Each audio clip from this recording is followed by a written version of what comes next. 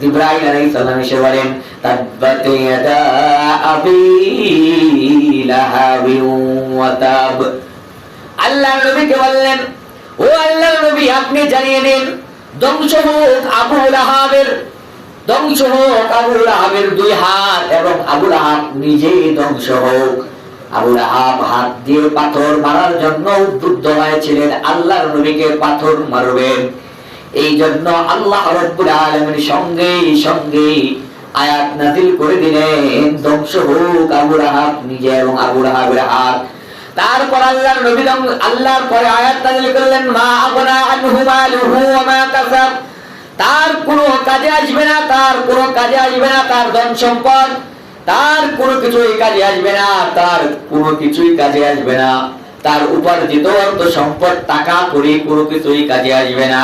তারপর আল্লাহ রাব্বুল আলামিন আরেকটা আয়াত নাযিল করলেন, সায়াসলা নারুন যাতা লাহাব। অতি শীঘ্রই এই আবু লাহাবকে আগুনের ভিতরে নিক্ষেপ করা হবে। ওয়ামরাআতুহু হাম্মালাতাল হাতাব।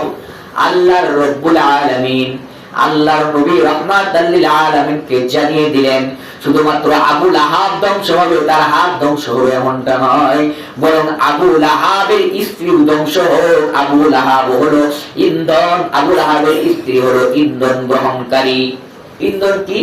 আমাদের যেরকম গ্রামে গ্রামে থাকেন এক শ্রেণীর মহিলা, যারা একজনের কথা আরেকজন জায়গায় নিয়ে আগুন লাগায়, দুই পরিবারের ভিতরে ঝগড়া লাগায়, এরকম করে করে এই স্ত্রী যে ছিলেন আবু লাহাবের স্ত্রী,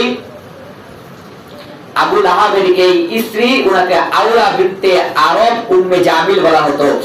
আউরা নাম ছিল।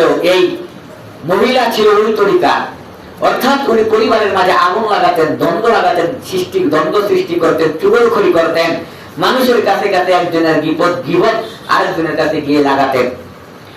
এই আবু লাহাবের স্ত্রীও আল্লাহর নবী রাহমাতাল লিল আলামিনকে কি করলেন? আল্লাহর নবী রাহমাতাল লিল আলামিনকে বিভিন্ন ভাবে গালিগালাজ করতেন, আল্লাহর নবীকে বিভিন্ন সময় বিভিন্ন ভাবে কষ্ট দিতেন।